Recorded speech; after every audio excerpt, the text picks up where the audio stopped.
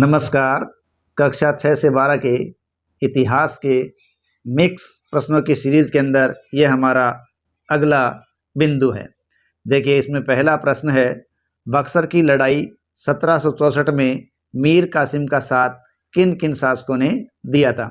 पहला ऑप्शन है शाह आलम द्वितीय जो कि मुगल सम्राट थे, शुजाउद्दौला जो अवध के नवाब थे, और टीपू सुल्तान जो कि मैसूर के शासक थे। तो चौथा ऑप्शन अपने को दे रखा है ए और बी, तो बिल्कुल ये राइट ए और बी ही होगा।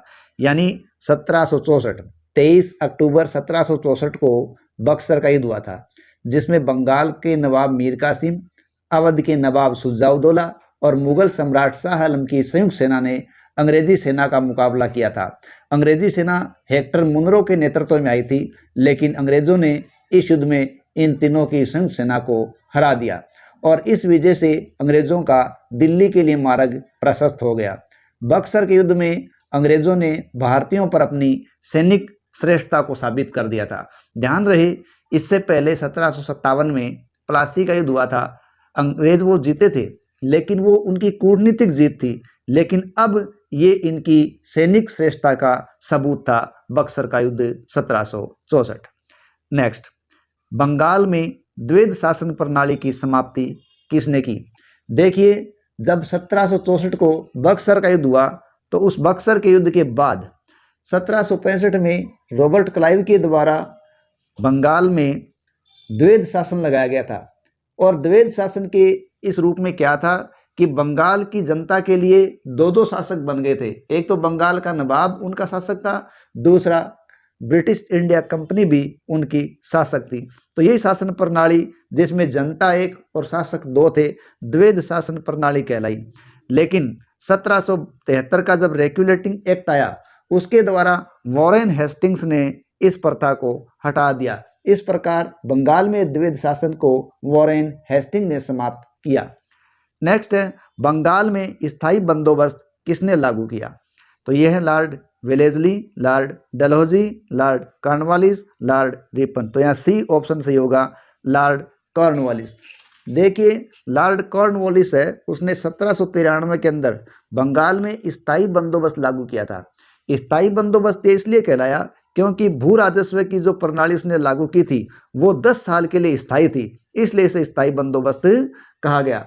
ध्यान रहे कि लॉर्ड कॉर्नवालिस है वो ऐसा गवर्नर जनरल हुआ है जिसकी मृत्यु गाजीपुर उत्तर प्रदेश में हुई और जिसे भारत के अंदर ही समाधिस्थ किया गया है। इस प्रकार लॉर्ड कॉर्नवालिस एकमात्र गवर्नर जनरल है जिसकी समाधि भारत के अंदर है। ठीक है।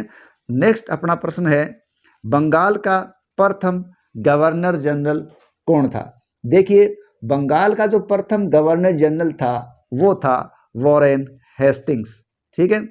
यानी जब देखो, रेगुलेटिंग की बात हमने की अभी कि 1773 का रेगुलेटिंग एक्ट आया, उस एक्ट के द्वारा ही बंगाल के द्वैध शासन को समाप्त किया गया और बंगाल का जो गवर्नर था वॉरेन हेस्टिंग्स, उनको गवर्नर जनरल बना दिया गया था। तो इस प्रकार बंगाल का प्रथम गवर्नर जनरल वॉरेन हेस्टिंग्स बना था।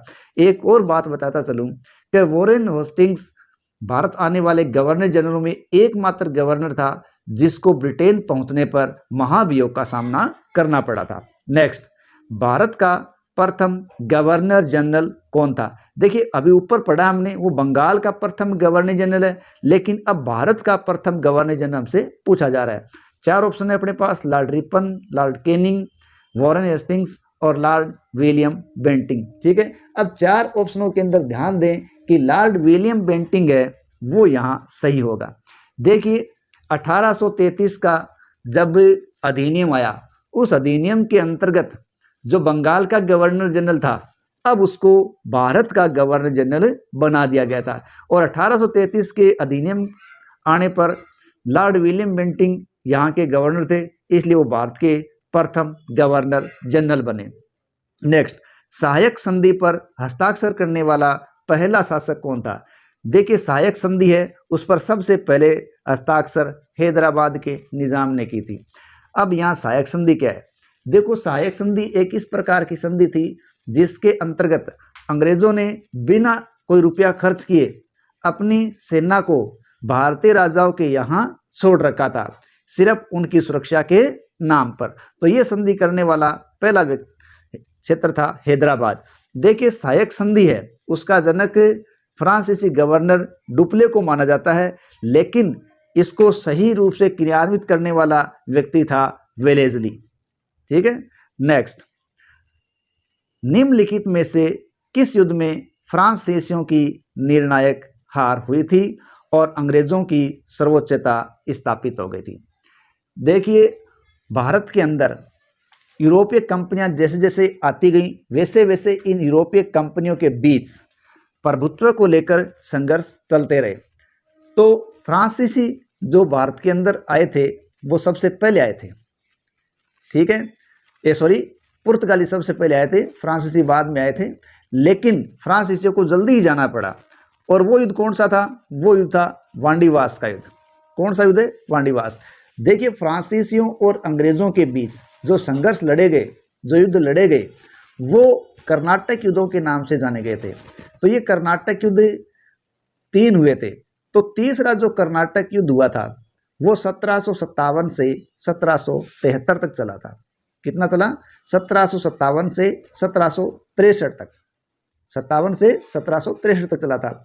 और यह जो युद्ध था कर्नाटक का तीसरा युद्ध, वो यूरोप में अंग्रेजों और फ्रांसीसियों के बीच चल रहे सप्तवर्षीय युद्ध का ही विस्तार था। और ये 22 जनवरी 1760 को जब वांडीवास का युद्ध लड़ा गया तो अंग्रेजी सेना को इसमें आयरकूट ने नेतृत्व दिया था, जबकि फ्रांसीसी सेना को लाली ने नेतृत्व दिया था। लेकिन इसमें फ्रांसीसी बुरी तरीके से हार गए थे और अंग्रेजी सर्वोच्चता है वो स्थापित हो गई थी। तो ये युद्ध है जिसमें फ्रांसीसियों की निर्णायक हार हो गई, अंग्रेजों की सर्वोच्चता स्थापित हो गई, वो वांडीवास का युद्ध है। नेक्स्ट, सती प्रथा का अंत और ठग प्रथा को समाप्त करने का श्रेय किसे दिया जाता है?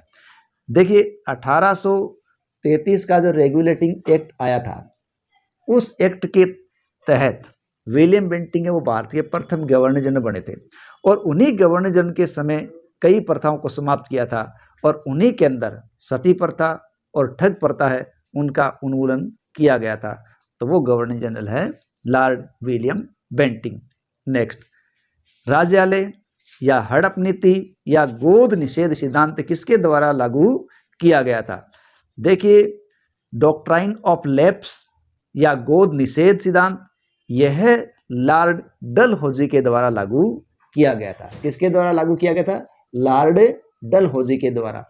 देखो गोद निषेध प्रथा में क्या था कि जिस राजा के कोई संतान नहीं होगी उसको संतान गोद लेकर राजा बनाने का अधिकार नहीं दिया गया, बल्कि उसका राज्य है वो अंग्रेजी सत्ता के कब्जे में चला जाएगा। इस प्रकार की जो नीति थी वो नीति गोद निषेध प्रथा या डॉक्ट्राइन ऑफ लैप्स या राज्यालय के नाम से जानी गई थी और यही बाद में कई संघर्षों का कारण बनी थी और ये 18 साल की क्रांति के संघर्ष के मूल में भी ये थी। नेक्स्ट, हड़प नीति या राज्यालय सिद्धांत के द्वारा सर्वप्रथम किस राज्य को ब्रिटिश साम्राज्य में मिलाया गया था? देखिए राज्यालय नीति या हड़प नीति के द्वारा सबसे पहले ब्रिटिश साम्राज्य में सतारा रियासत को मिलाया गया था। ध्यान रहे सतारा महाराष्ट्र की एक रियासत थी। नेक्स्ट, भारत में आधुनिक शिक्षा प्रणाली की नींव किससे पड़ी? देखिए भारत में आधुनिक शिक्षा प्रणाली की नींव 1835 के मैकाले मैन्यूट से पड़ी। देखिए 1833 का जो रेगुलेटिंग एक्ट आया था, ठीक है, 1833 के एक्ट के द्वारा भारत में शिक्षा की बात कही गई और बाद में मैकाले ने घोषणा पत्र जारी किया। उसमें बताया गया कि भारतीयों को शिक्षा है वो अंग्रेजी माध्यम में दी जाए और उसमें अल्ट्रा फिल्ट्रेशन थ्योरी अपनाई जाए। तो वही आधुनिक शिक्षा प्रणाली 1835 के तहत चली थी, वही आज तक चली जा रही है, जो कि मैकाले के घोषणा पत्र के द्वारा जारी हुई थी। तो इसी के साथ आज की श्रृंखला समाप्त होती है। आशा है आपको यह हमारी सीरीज पसंद आ रही होगी। प्लीज़ लाइक करें, कमेंट करें, सब्सक्राइब करें। जय हिंद, जय भारत।